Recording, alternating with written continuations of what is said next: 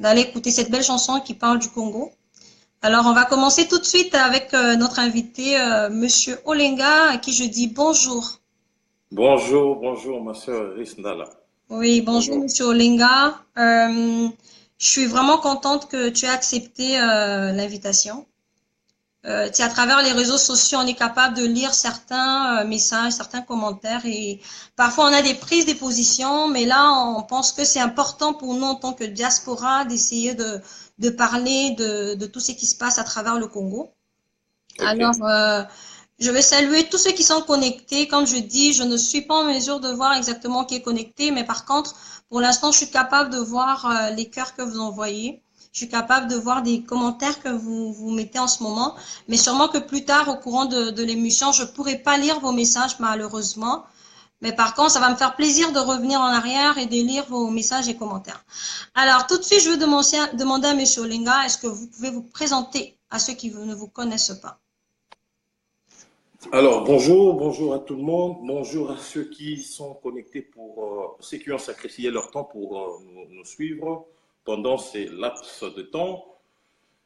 Et donc je suis monsieur Papicho Olenga, je suis un activiste, j'assure le porte-parole du mouvement dénommé la dynamique de combattants en sigle DICO. J'ai fait partie aussi de activités associatives ici en Belgique. Et en gros, c'est ça, voilà. Ok, alors parfait. Donc sûrement tout au long de l'émission, tout au long de notre débat, on va pouvoir ressortir d'autres qualités ou d'autres rôles que vous jouez dans la diaspora. C'est vrai que parfois c'est pas facile de se présenter tout seul comme ça. Ben alors, mais tout de suite, moi je veux vraiment aller. On va parler des grandes lignes, ok? On va essayer un peu de parler un peu du sommaire de ce dont on va parler. Alors. Donc aujourd'hui, premièrement, on va parler de votre prise de position. Donc là, on voit que Monsieur Olenga est pas tout à fait d'accord avec le discours, encore moins la candidature de Monsieur Katumbi aujourd'hui en tant que président de la République au Congo. Et on va parler deuxièmement de la place qu'occupe la diaspora. Donc on va voir c'est quoi les enjeux que la diaspora fait face actuellement. Et pour finir, on va parler de l'après-Kabila. Et sûrement qu'on va revenir un peu sur l'actualité. On remarque sur les réseaux sociaux, il y a plein de sujets qui sont en train de prendre un peu plus le devant. On va essayer de rentrer là-dessus. J'ai deux, trois sujets comme ça d'actualité qu'on va parler vraiment, vraiment vers la fin. Alors, Ok. tout de suite, comme l'a annoncé sur l'affiche, alors, Monsieur Olenga, pourriez-vous nous dire au nom en votre nom, en tant qu'activiste, pourriez-vous nous donner votre point de vue? Ok, vous avez pris une prise de position. Moi, je vous suis sur les réseaux sociaux. Donc, vous vous opposez, s'il faut le dire, à la candidature encore au discours de Monsieur Katumbi. Oui, écoutez, ça fait un moment que j'ai pris position contre l'opposition de M. Katumbi. Premièrement, parce que j'estime que Katumbi n'est pas l'alternative à Kabila. Avant toute chose, Katumbi a un bilan à défendre d'abord, parce qu'il a été gestionnaire de ces pays pendant 8 années. Et Mhm, je me rappelle que le Katanga n'était pas encore divisé en provinces saintes. Hein. C'était le Katanga en entier. Et donc, ces messieurs, par la bénédiction de Kabila, a géré cette province. Et nous savons que sa gestion a été vraiment d'une opacité totale. Et donc, j'estime que Katumbi, avant toute chose, il doit d'abord nous présenter son bilan pendant les 8 années qu'il a été à la tête du gouvernement du Katanga.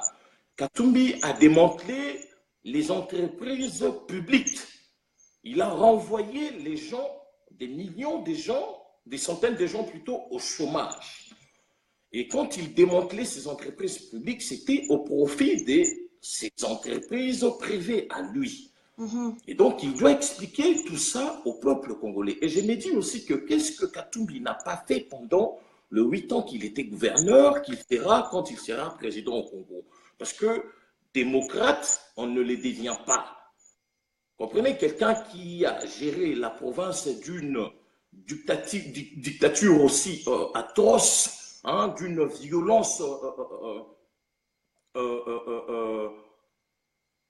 sans précédent, je ne vois pas en quoi demain, si il devient président du Congo, il va respecter la démocratie, il va respecter le droit de l'homme, il va respecter le droit citoyen.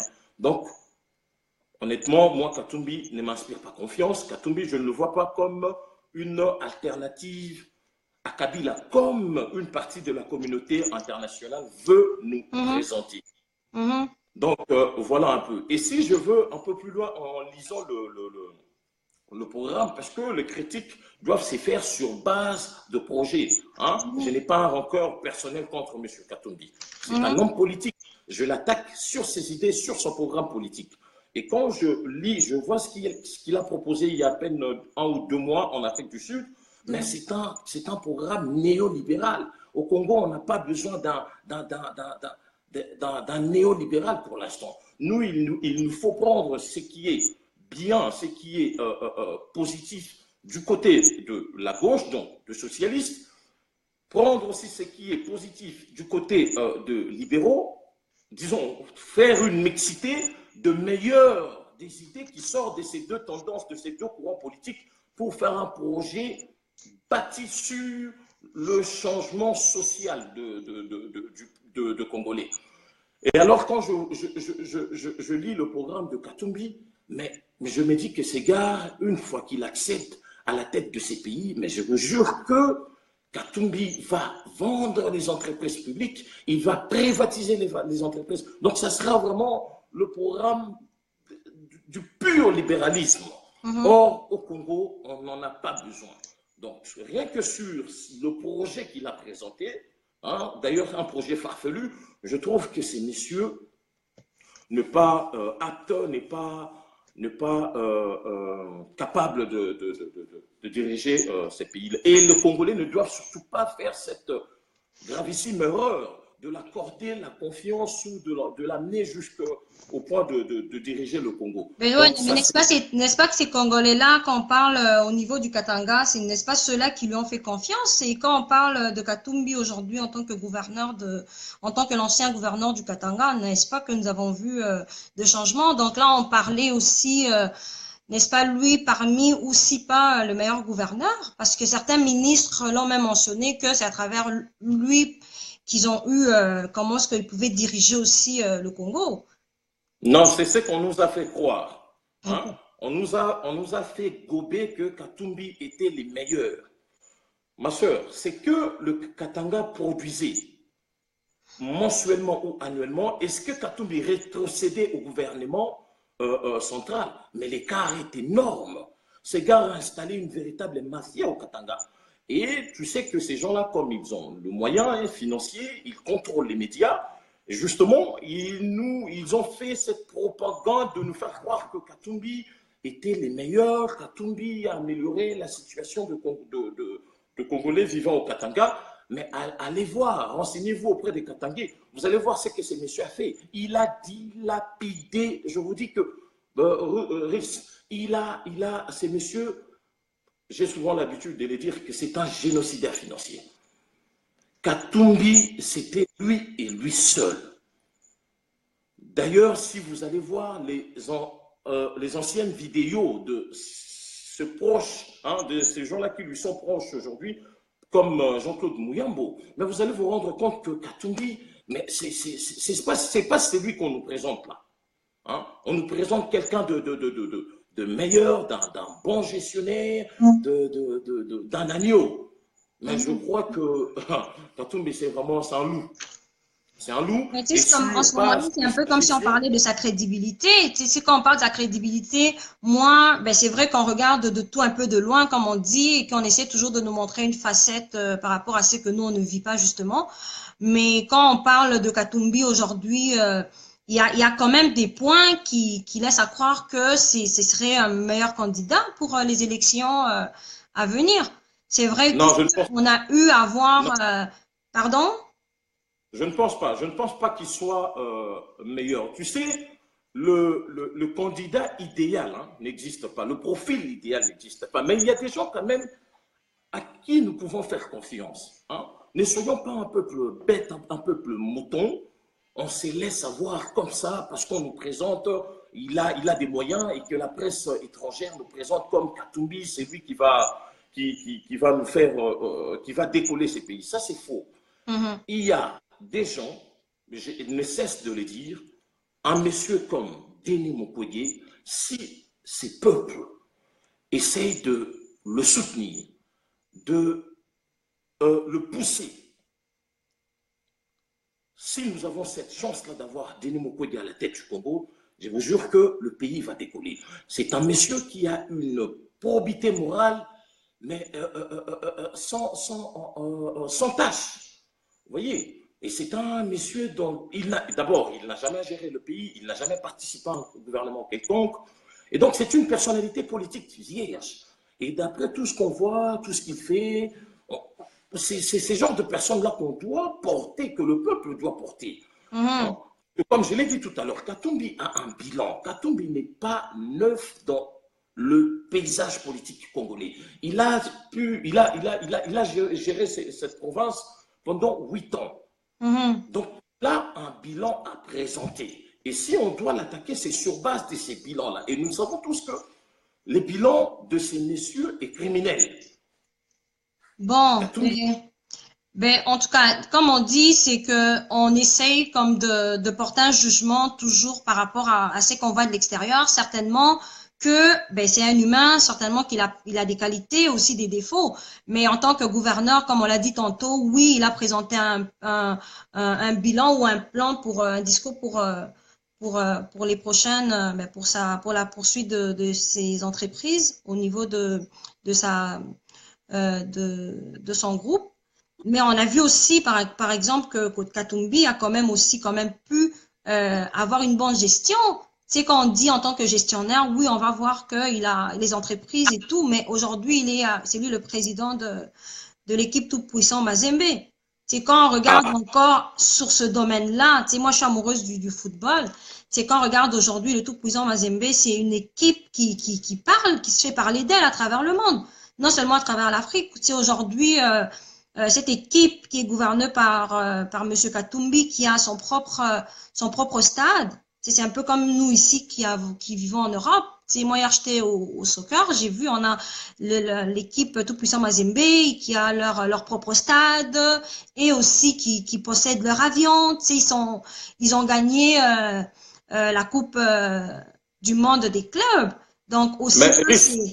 tu sais, tout ça, ce ne sont pas des prérequis pour être un bon président. Mais non, mais quand euh, même, au niveau de la gestion, on est quand même capable de le soulever au niveau de la gestion. et ce n'est pas parce qu'il a été bon gestionnaire d'une équipe de football qu'il sera un bon gestionnaire du pays. Ben, ça C'est ça commence la quelque différence que nous part. devons Parce que faire. là, C'est on pas essaie que toujours comme de faire sortir un peu le mauvais côté où, par exemple, nous, comment je peux dire, on n'a pas un œil dessus. C'est quand on dit qu'il a fait ci, il a fait ça, la mauvaise gestion, les entreprises et tout ceci, c'est un peu comme si on essayait justement d'aller par rapport à ce qu'on nous montre aussi avec le gouvernement Kabila.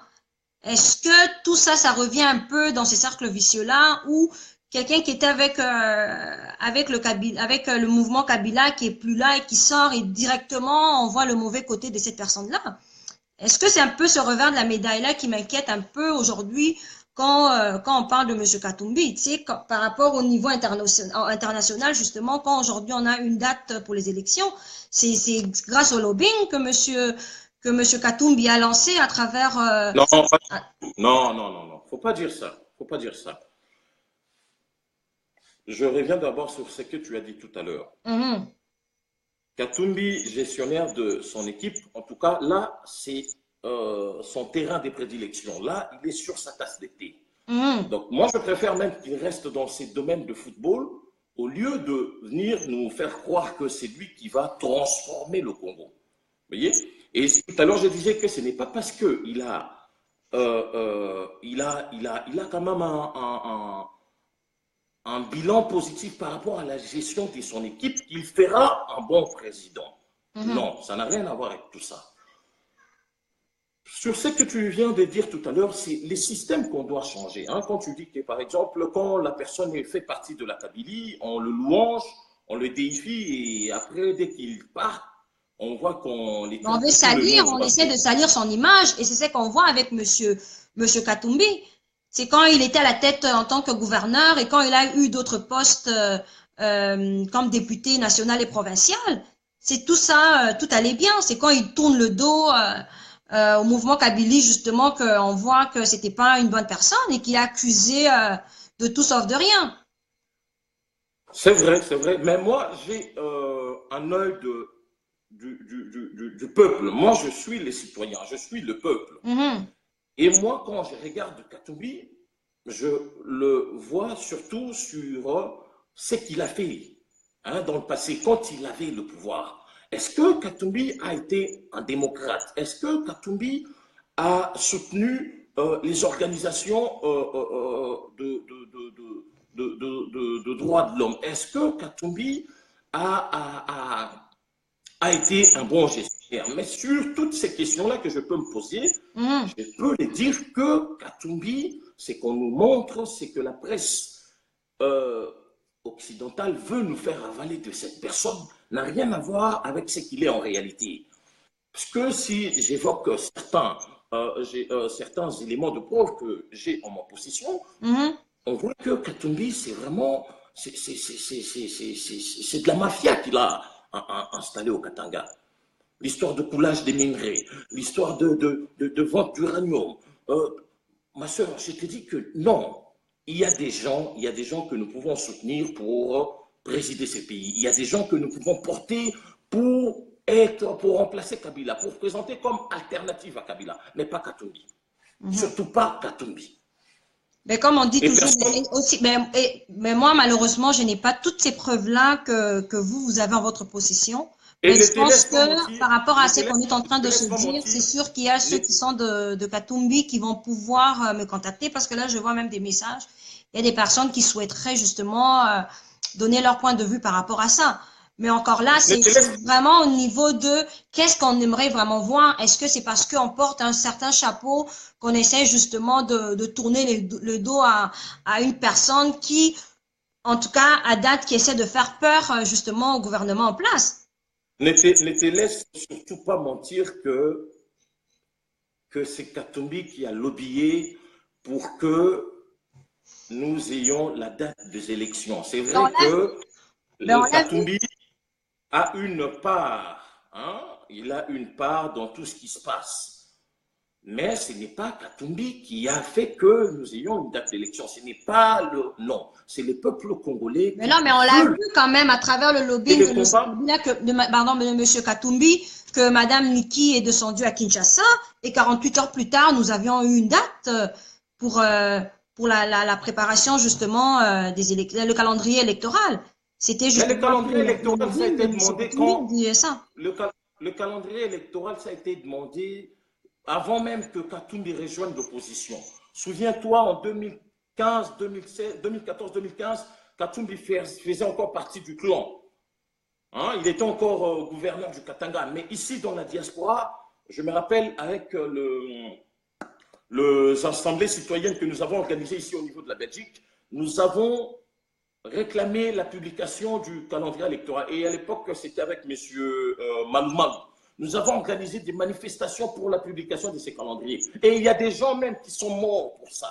Katumbi était encore avec Kabila. Donc la publication du calendrier électoral n'est pas les résultats du combat de M. Katumbi. C'est faux et archi faux. Mais C'est vrai qu'il n'y a pas de stabilité d'une part, il politique. a quand même apporté sa pierre par rapport à Oui, mais la pierre l'affichage. qu'il a apportée, c'est minime. C'est une petite pierre. C'est une petite pierre. Les gens qui se sont battus, les gens qui ont sacrifié de leur temps, de leur énergie pour que, enfin, nous ayons un calendrier électoral aujourd'hui, c'est la diaspora et les peuples. Et à un moment donné, le pouvoir n'avait plus de choix que de publier ce calendrier électoral. Et voilà. Et donc ça ne peut pas rentrer dans le crédit de Katumbi comme quoi c'est grâce à son lobbying que le calendrier électoral a été publié. Ça, c'est faux. Katumbi, s'il le dit auprès de partenaires occidentaux, c'est pour qu'on les parachute à la tête du Congo. Parce que par deux moyens légaux, par la voie élective, ces messieurs est inéligible. De par ses origines, de par, disons, sa nationalité, de par ses compétences, des prérequis, de par... Voilà, il y a plein d'éléments. Ben c'est ça, justement, aujourd'hui, c'est ça. Mais quand on parle, moi, c'est un peu ça, c'est qui me choque quand on parle de la nationalité de M. Katumbi. C'est que dans le temps, quand il était avec le mouvement Kabylie, on a vu qu'il était soutenu et même qu'il a eu à occuper trois postes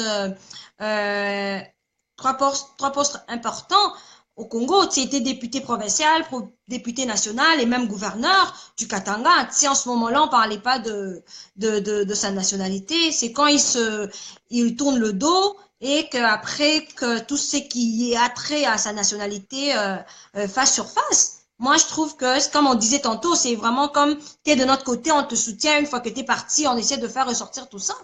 Mais encore là, quand on parle toujours de la nationalité, on revient encore de la nationalité de tous ceux qui sont passés justement à la tête du pays. La loi, c'est la loi. Hein? Même si dans le passé, ce régime a essayé d'occulter un peu les origines étrangères de certaines personnes qu'ils ont propulsé à la tête des provinces, à la tête des entreprises, tout ça. Mais la base juridique était là, la loi était là, la loi, elle est claire. Mais la loi était là et acceptée. M. Katumbi, selon sa nationalité italienne, s'il faut le dire, qui pouvait diriger le Congo, comme le Congo. Mais là, aujourd'hui... Le problème avec ces messieurs-là, il n'a pas qu'une seule nationalité. Il y a encore une autre nationalité. Il a 2 ou 3 nationalités. Mais vous n'allez pas quand même soutenir un espion à la tête du Congo comme ça. Honnêtement. Est-ce qu'il n'y a pas de Congolais de souche qui sont compétents, qui peuvent diriger ce pays-là?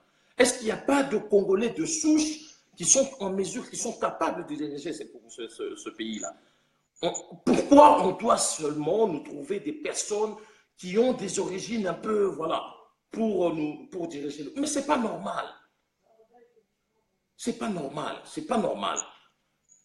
Ces messieurs, moi, je l'ai dit, qu'il est bon pour son club de football, mais pas pour diriger le pays. Ben donc, il va être bon pour le club de football parce qu'on voit que l'équipe Tout-Puissant Mazembe évolue. Là, on va lui dire, ben là, même si tu es italien, double nationalité, je ne sais pas moi, tu peux diriger ce club-là, mais tu peux pas diriger le pays. Moi, je trouve que c'est un peu dans la tête de Kabila. C'est un peu comme dans ce mouvement Kabila. Ma soeur, est-ce que tu te rends compte que dans un grand pays comme le Congo, que vous ayez un président qui a une nationalité italienne, qui a une carte de résidence anglaise, qui a une nationalité zambienne? Est-ce que c'est normal ça? Ben, tout ça, c'est à vérifier. Si je ne me trompe pas, il y a un certain moment, comme on se disait, ben, il y a plusieurs années, que ceux qui sont entrés au Congo avant une certaine date d'office, ils étaient congolais.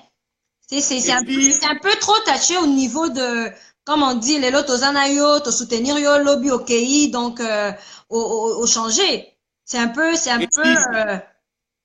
Et pire, que nous ayons un président qui a comme première collaboratrice, mais je ne suis pas xénophobe, hein, mais c'est une vérité, parce que la femme du président, c'est en tout cas sa première collaboratrice. Et que nous ayons un président qui a comme première collaboratrice notre sœur africaine, notre sœur, mais qui a des origines étrangères. Moi, je ne trouve, en tout cas, honnêtement, c'est pas normal. C'est pas normal. D'autant plus qu'il y a des gens qui sont de Congolais de souche, qui peuvent aussi, bon, disons, qui sont de Congolais de souche et qui ont de la compétence pour diriger ce pays-là. Il faut porter ces gens-là, il faut le soutenir. Je ne cesse de donner l'exemple typique du docteur Denis Mukwege. Il faut le porter. Mais en dehors de Denis Mukwege, il y a aussi d'autres personnalités politiques qui peuvent conduire ce pays. Il n'y a pas que Katumbi. C'est ça, parce que là, quand on va parler, là aujourd'hui, M. Katumbi est accusé de sa nationalité, là, on parle de sa crédibilité. Mais non, il n'est pas accusé. Nous savons tous que le Maximo, Etienne Tshisekedi, Pardon? Il n'est pas accusé que de ses origines. Sur ces points-là, nous avons quand même un État, même si, entre guillemets, c'est un État failli, mais il y a un État, il y a des lois qui sont là. Donc, sur ce, c'est clair. Il est détenteur de 2 ou 3 nationalités, il ne peut pas se présenter comme candidat à la présidence. Mais ce n'est pas que sur cet aspect-là de ses origines. Il y a aussi sa gestion. Hein? J'ai fait plusieurs directs pour expliquer que ces messieurs, c'est un dangereux. Il a installé une véritable mafia quand il était encore à la tête du gouvernement du Katanga. Mais tout ça, vous ne le voyez pas quand il était à la tête du gouvernement avec le mouvement Kabylie. Quand il est parti, c'est quand on remarque que maman, nous ici, on les dénonçait. C'est depuis qu'on dénonçait. Il n'y a pas que lui, hein, c'est une brochette des prédateurs qui sont au pouvoir et qui veulent le pouvoir et qui pratiquent des méthodes mais incroyables. Il n'y a pas que lui. Et nous, c'est depuis qu'on les dénonçait. C'est depuis. Si on a soutenu Etienne Tshisekedi Mulumba, c'était parce qu'il nous a dit qu'il voulait l'instauration d'un État de droit. Ce n'est que par l'instauration d'un État de droit que ces espèces-là de politique seront écartées. Voilà pourquoi nous avons... Non, mais en parlant justement de monsieur Etienne Tshisekedi, n'est-ce pas qu'il a dit devant plus de 500 000 personnes, devant l'explanade donc dans le stade de Martyrs, que nous attendons justement monsieur Katumbi. Donc nous avons quand même eu comment je peux dire, sa parole et sa bénédiction pour monsieur Katumbi. Mais la parole de M. Tshisekedi, ce n'est pas la parole du Seigneur quand même. C'est un homme politique et il l'a dit dans le cadre de son contrat politique avec Katumbi. À l'époque, il y avait un lien contractuel entre les deux qui faisait que voilà, l'autre sur le terrain, il réclamait son retour. Mais c'était quand même une marque de confiance. C'était quand même une marque de confiance. Oui, justement, par rapport à monsieur Etienne Tshisekedi, c'était une marque de confiance. Le dire comme ça devant des milliers de personnes. Donc, je pense que c'était quand même un support pour M. Katumbi. Bon, moi, je crois que M. Tshisekedi est décédé, paix à son âme, c'est un grand leader. Je ne trouve pas opportun de parler encore, de parler de son nom, hein, mais dans... Mais non, mais quand on parle de sa crédibilité, c'est quand déjà un leader politique que nous avions connu au nom de Etienne Tshisekedi le dire, je pense que ça valait quand même la peine, ça vaut quand même la peine de revenir là-dessus.